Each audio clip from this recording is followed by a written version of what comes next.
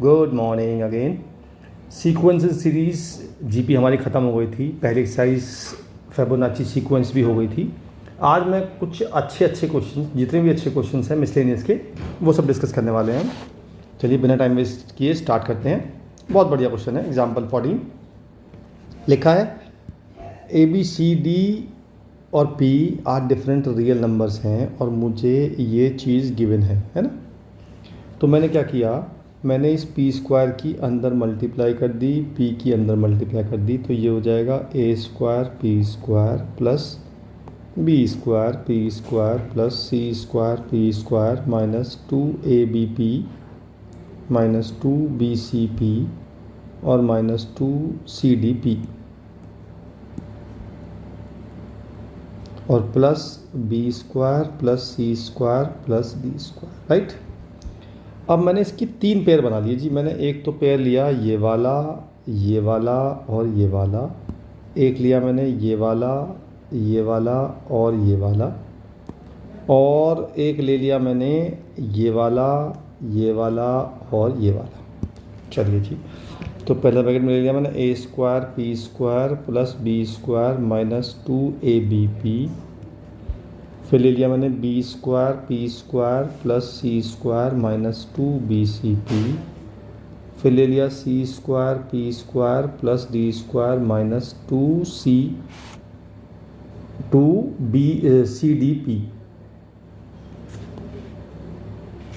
अच्छा जी, अब सोचो ये क्या बन गया। ये बन गया AP माइनस बी का होल स्क्वायर, ये बन गया BP माइनस सी का होल स्क्वायर, ये बन गया CP plus D minus D का होल स्क्वायर, राइट।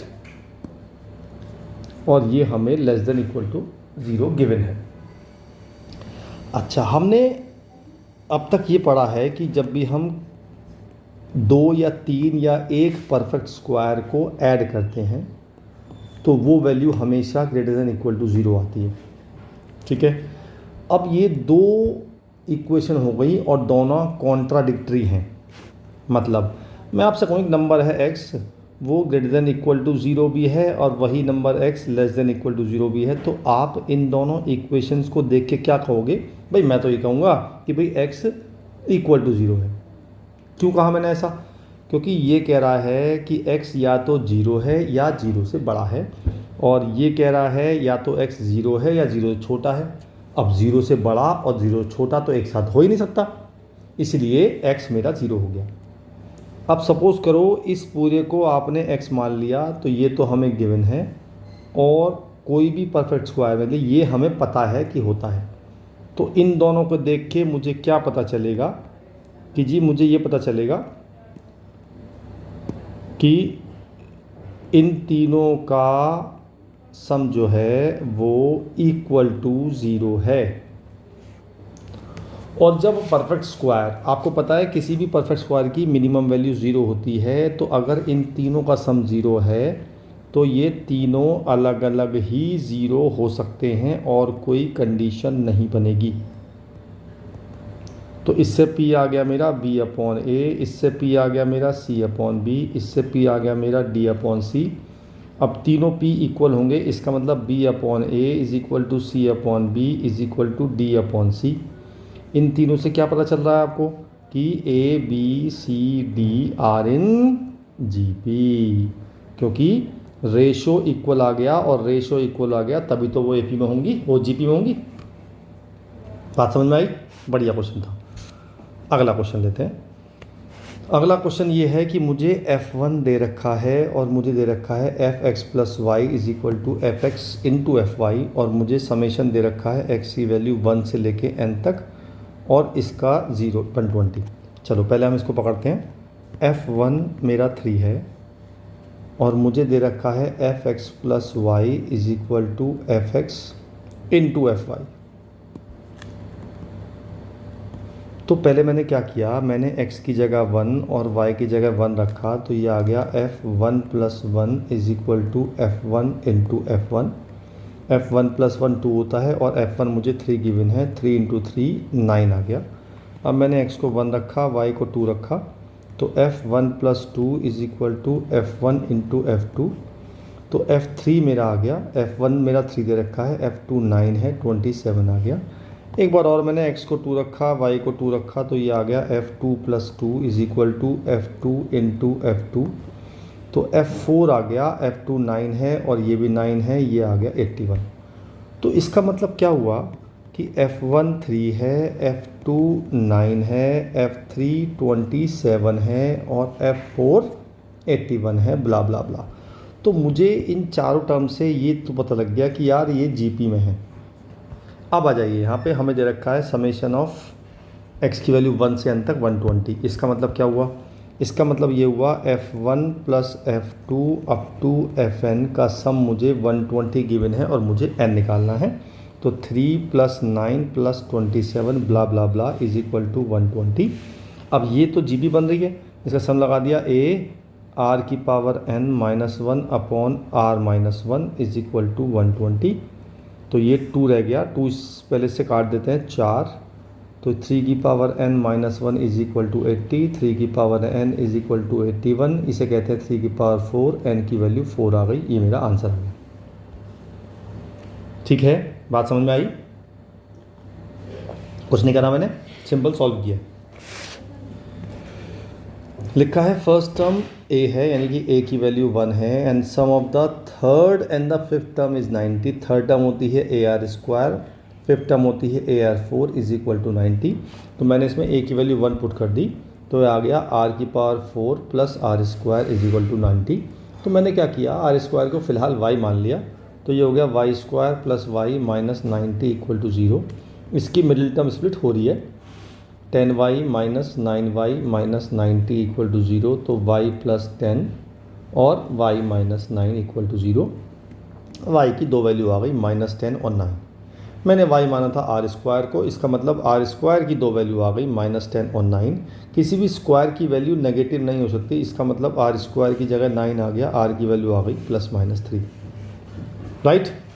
अच्छा जी, r आ गया +- कॉमन रेशियो निकालना था, आंसर आ गया बस हमारा। ये तो सिंपल था भाई, है ना? चलिए आगे चलते हैं।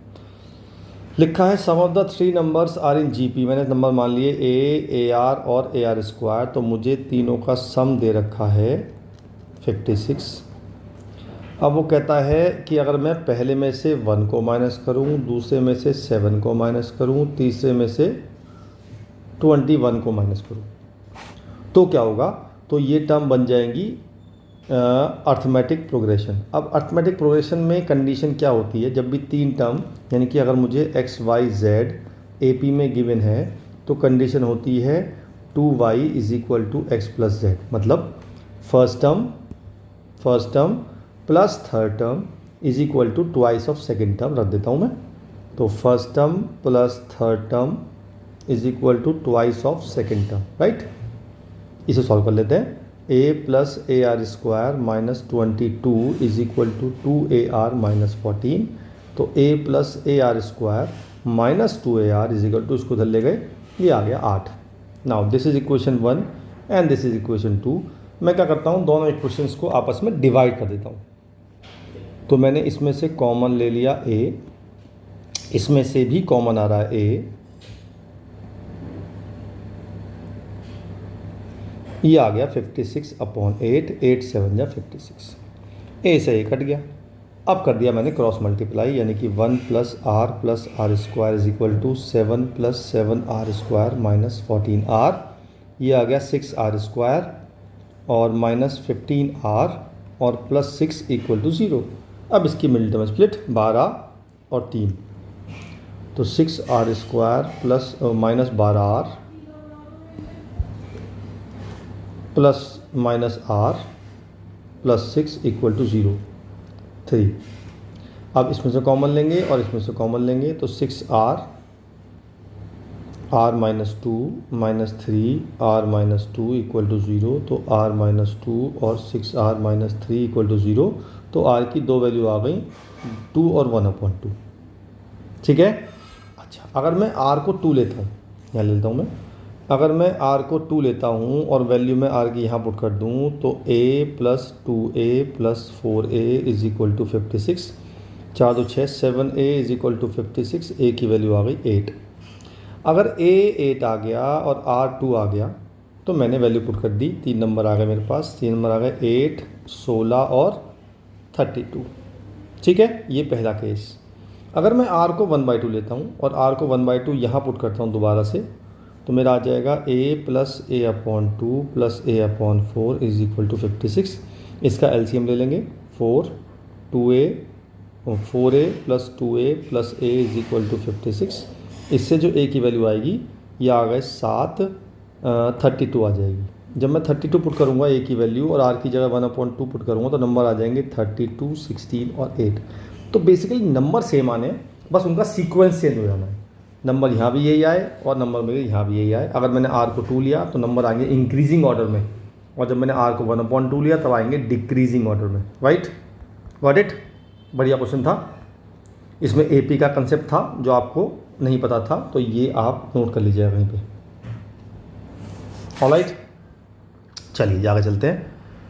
लिखा है ए GP consist of even number of terms. एक जीपी है जिसमें इवन नंबर टर्म्स है, तो मैंने मान लिया नंबर ऑफ टर्म्स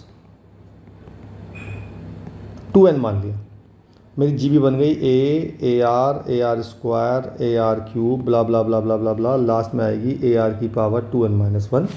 और जब मैं इसका सम निकालूंगा S2n तो वो आ जाएगा ए आर की पावर 2n-1 अपॉन r-1।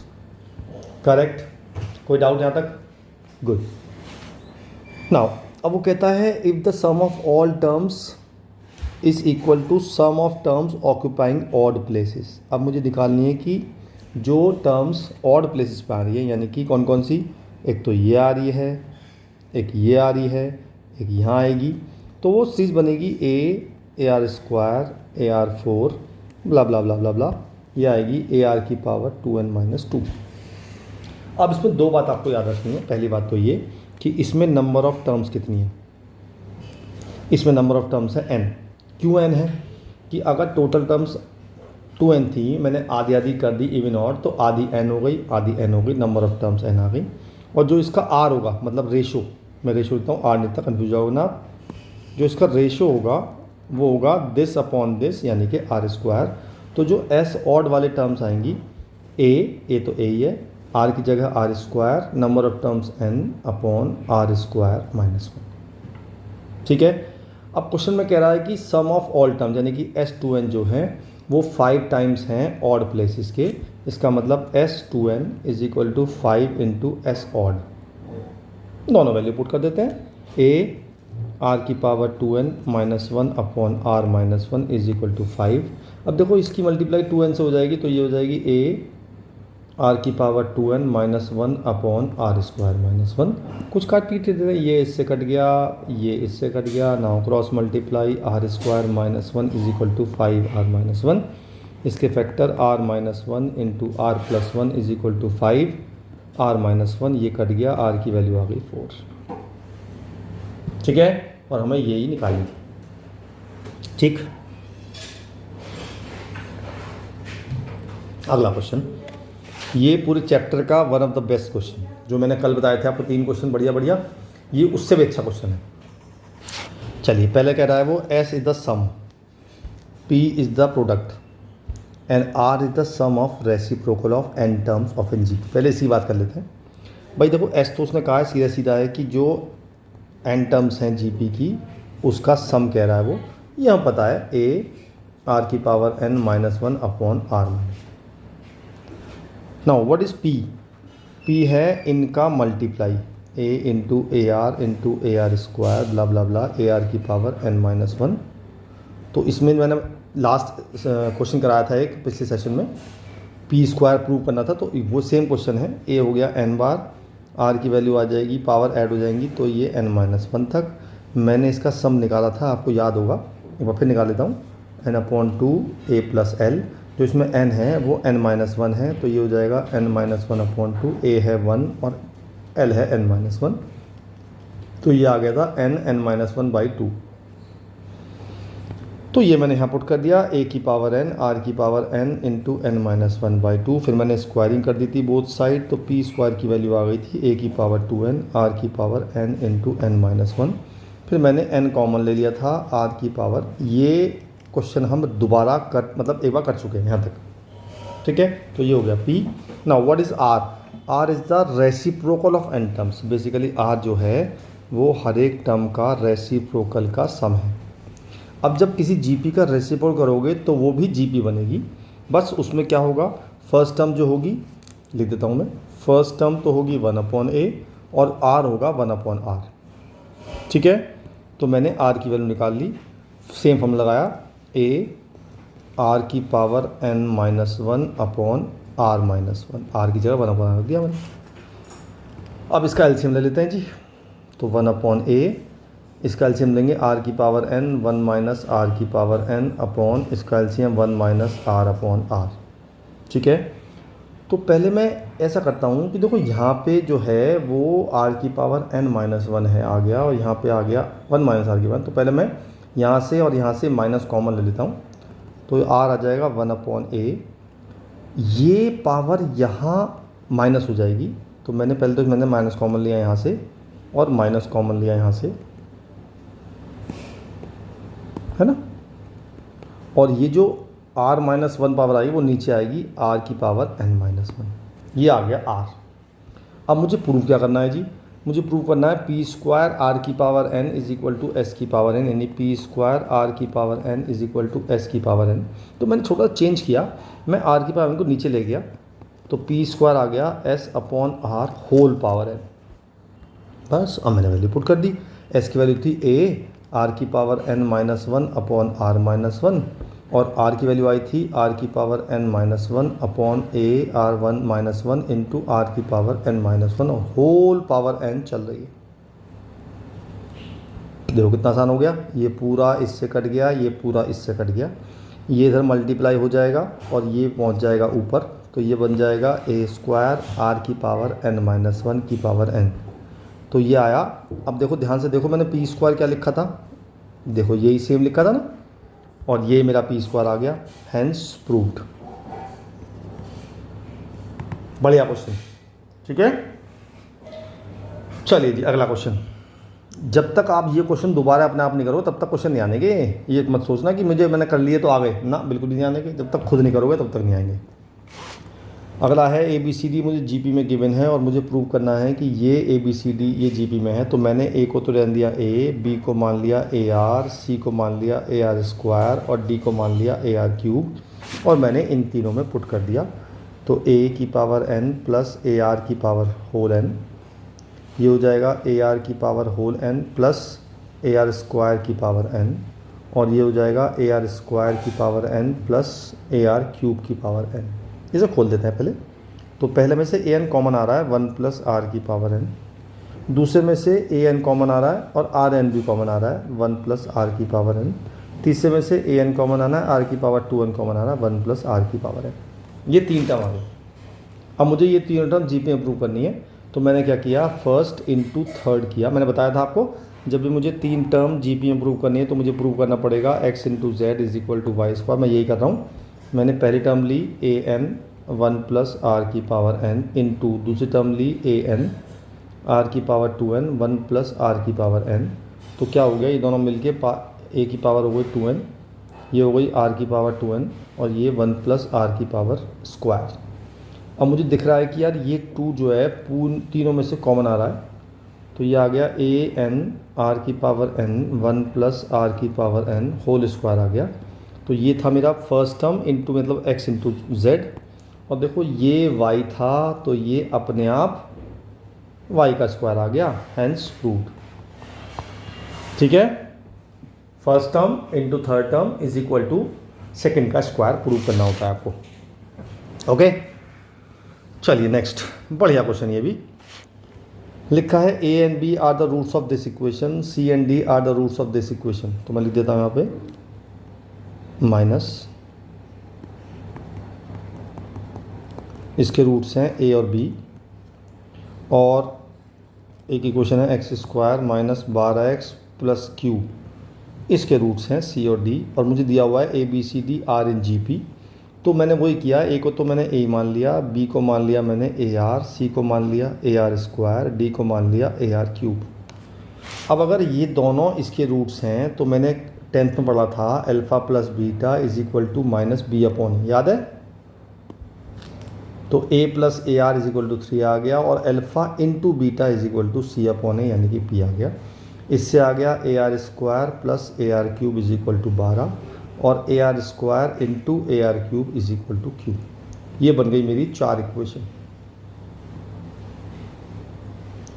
अब मैंने क्या किया, मैंने थर्ड डिवाइड बाई फर्स्ट कर दिया। ठीक है, मतलब third equation divide by first equation. A common लिया, आर स्क्वायर कॉमन लिया, 1 plus r upon a common लिया, 1 plus r is equal to 12/3। ये कट गया, ये कट गया, r square is equal to 4 आ गया, आर की वैल्यू +-2 आ गई। तो फिलहाल मैं आर को 2 ले रहा हूँ। अगर 2 से आंसर नहीं आया, मतलब 2 से मेरा ये प्रूव नहीं हुआ, तो मैं -2 चेक करूँगा। फिलहाल 2 से चेक कर लेते हैं एक बार। जब मैंने आर की वैल्यू 2 पुट कर दी और मैंने आर की वैल्यू 2 यहाँ पुट कर दी, तो मेरा आ गया a + 2a is equal to 3, a 3a is equal to 3, a की जगह 1 आ गया। ऑलराइट, a आ गया, r आ गया। अब मैंने a और r की वैल्यू सेकेंड में और फोर्थ में पुट कर दी। जब मैंने सेकेंड में पुट करी तो a इंटू ए आर यानी कि 1 into 2 is equal to p आ गया, तो p की वैल्यू 2 आ गई। सेकेंड में पुट की a into r cube, r square, a r square यानी कि 2 square into 1 into 2 cube is equal to q. ये आ गया 2 की पावर 5, तो क्यू आ गया मेरा 32। अब मुझे शो करना है Q plus P, Q minus P, Q plus P upon Q minus P. तो मैंने क्यू की वैल्यू पुट कर दी 32 + 2 अपॉन 32 - 2, तो ये आ गया 34 अपॉन 30, 17:15 आ गया। क्या मुझे यही प्रूव करना था? यस, मुझे यही प्रूव करना है। ठीक है, बढ़िया क्वेश्चन। सारे क्वेश्चन रिपीट कर लेना एक बार, वरना नहीं होने के क्वेश्चन। ये क्वेश्चन आसान है। मुझे निकालनी है 20th term of this sequence. तो देखिए, इसमें एक बात आपको देखनी है, बड़ा आसान सा क्वेश्चन है। इसमें 2 सीरीज चल रही हैं। एक तो चल रही है ये वाली सीरीज़, देखो 2, 4, 6, और एक चल रही है ये वाली सीरीज़। तो मैंने क्या किया, मैंने दोनों सीरीज़ को लिख लिया। एक तो सीरीज़ है 2, 4, 6 ब्ला ब्ला ब्ला, और एक है यहाँ पे 4 है, यहाँ 4 है। एक चल रही है मेरी 4, 6, 8 ब्ला ब्ला ब्ला। अब ये दोनों अलग अलग AP है, ये भी AP है, ये भी AP है। जब मैंने इसकी निकाली अनेक टर्म, किसकी, इस पहले वाले की, तो ये आ गई a + n-1 इंटू डी, तो ये आ गई 2n। फिर मैंने इसकी निकाली a + n-1 इंटू डी, तो वो आ गई 2n + 2। तो मेरी इस वाली सीरीज़ की n टर्म आ गई ये वाली, और इस वाली सीरीज़ की n टर्म आ गई ये वाली। अब जो मुझे सीरीज़ गिवन है उसमें दोनों चीज़ मल्टीप्लाई में है, तो मेरी जो n टर्म आ गई टोटल सीरीज़ की, तो मैंने दोनों को मल्टीप्लाई कर दिया। ठीक है, एक बार चेक कर लेते हैं, क्या फर्स्ट टर्म मेरी यही आएगी? जब मैं n को 1 पुट करूँगा तो चेक करो क्या आ रहा है, ये तो 2 आ जाएगा, ये 4 आ जाएगा। हाँ भाई, सही आ रही है, इसका मतलब मेरी n टर्म सही आ गई। और मुझे निकालनी है 20th टर्म, तो बस n को 20 पुट कर दो और आंसर आ गया 40 × 42, दैट इज़ माई आंसर। ठीक है, बढ़िया। ये क्वेश्चन भी आसान है। इसमें आपको ये गिवन है और आपको ये शो करना है। तो आपको क्या करना है, एक बार ये लेना है इक्वल टू दिस, एक बार ये लेना है इक्वल टू दिस, और सॉल्व करना है। तो पहले मैं ले रहा हूँ आधा, फिर आधा आप लीजिएगा। तो a + bx upon a - bx is equal to b + cx upon b - cx। मैंने आपको पिछले सेशन में एक थ्योरम बताई थी, कॉम्पोनेंटो एंड डिविडेंडो, याद है?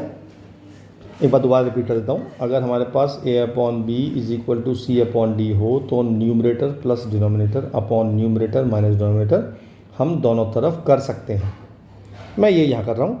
तो a + bx plus a - bx upon a + bx minus a + bx is equal to वही same b + cx plus b - cx upon b + cx minus b + cx। बस अब जो कट रहा काट दो। ये इससे कटा, ये इससे कटा, ये इससे कटा, और ये इससे कटा। क्या बचा मेरा? 2a upon 2bx is equal to 2b upon 2cx। और भी कुछ कट रहा है? हाँ जी, क्यों नहीं कट रहा है? 2 से 2 कट गया, 2 से 2 कट गया, x से x कट गया। मेरा आ गया AC = b², और ये कंडीशन होती है ABC R in GP। ठीक है, गॉट इट। इसी तरह से आप करोगे कौन सा वाला, ये वाला, और इससे आ जाएगा b c d are in G P. तो if a b c are in G P and b c d are in G P then we can say that a b c d are in G P. Good, next. अच्छा, कुछ word problem है वैसे बहुत सारी, कुछ school में आती हैं, कुछ में नहीं आती हैं, तो एक बार चेक कर लीजिएगा आपको स्कूल में आ रही है कि नहीं आ रही है। आ रही है तो कर लो, कोई दिक्कत नहीं है, आसान होती है। ठीक है जी, चलिए क्वेश्चन क्या कह रहा है वो। A farmer buys a used tractor for ₹12,000। एक फार्मर ने 12,000 का ट्रैक्टर खरीदा, उसने 6,000 तो कैश दे दिए और बाकी पेमेंट दिया उसने 500 plus 12% interest on the unpaid amount. How much will he tractor cost him. ध्यान से सुनना क्वेश्चन क्या कह रहा है। ट्रैक्टर था 12,000 रुपये का, उसने 6,000 तो हाथ की हाथ दे दिए, जो बाकी 6,000 रुपये देगा वो उसको 500 रुपये तो हर बार देगा, और जो अनपेड अमाउंट है, मतलब जब मैंने पहली बार 500 दिए तो अनपेड अमाउंट तो 6,000 था, तो 12% ऑफ 6,000। अच्छा, जब उन्होंने 500 दे दिए तो अगला होगा 12% ऑफ 5,500, फिर उन्होंने 500 और दे दिए प्लस 12% ऑफ 5,000। ठीक है, तो इस तरह करते करते आपको एक वैल्यू निकालनी है। इसकी वैल्यू आएगी 500 प्लस 12 छिंग 72, 720, ये आ जाएगी 1220। फिर हम निकालेंगे दूसरी इंस्टॉलमेंट, ये आ जाएगी 500 प्लस, ये निकालने कितनी आएगी 12% ये आ रही है मेरी 660, तो 500 प्लस 660 ये आ गई मेरी 1160। अगली ऐसी आएगी 500 प्लस 12×5 = 600, तो ये आ जाएगी 1100। अब सोचो ऐसी ऐसी कितनी इंस्टॉलमेंट देगा वो, कैन यू गैस। यस, वो देगा 12 इंस्टॉलमेंट। क्यों देगा 12 भाई? भाई 6,000 रुपये देने हैं उसे और 500 रुपये महीना दे रहा है वो। भाई ये तो अलग से इंटरेस्ट दे रहा है ना। वैसे जो उसका मेन जो पैसा है वो तो 1200 महीना दे रहा है, तो और 6,000 देगा तो 12 इंटरेस्ट बनेगी। तो ऐसी ऐसी 12 टर्म बनेंगी, तो वो उनका टोटल करेंगे हम। अब ये बन रही है AP, इसमें A first term 1220, D common difference second term minus first term, ये सबको आता है आपको, -60 आ गया। सब निकाल लिया 12 टर्म्स का, तो n/2 2A प्लस 12 - 1 इंटू -60। बस सॉल्व कर लेंगे अब। तो ये आ गया 6, ये आ गया 2440 प्लस 11 इंटू -60, है ना। तो पहले हम 11 इंटू 60 करेंगे तो 660 आएगा। तो ये आ जाएगा 2400 - 660, तो 2440 - 660 करेंगे तो आएगा 1780 इंटू 6 कर देंगे, तो ये आ गया मेरा 10,680। ये उसने पैसे दिए इंस्टॉलमेंट में और 6,000 वो पहले दे चुका था। तो टोटल पैसे कितने पे करे उसने? टोटल पैसे आ गए 6,000 प्लस 10,680, ये आ गए 16,680। That is the final amount he paid. Okay, चलिए जी एक क्वेश्चन और कर लेते हैं, फिर हमारा चैप्टर खत्म हो जाएगा ये वाला। लिखा है 150 workers were engage to finish a job in a certain number of days. 4 workers dropped out second day, 4 workers dropped out third day and so on. It took 8 more days to finish the work. अगर question समझना है तो मैं आपको वैसे समझाता हूँ कि 2 आदमी थे A और B। दोनों आदमियों ने एक ही काम को पकड़ा। जो A था उसने क्या किया, रोज़ 150 वर्कर ही लगाए रखे। B ने क्या किया, पहले दिन 150 लगाए, फिर 4 कम कर दिए, फिर 4 कम कर दिए, फिर 4 कम। तो उसने जो वर्कर कम किए, ऐसा करने से उसका काम 8 दिन ज़्यादा चला।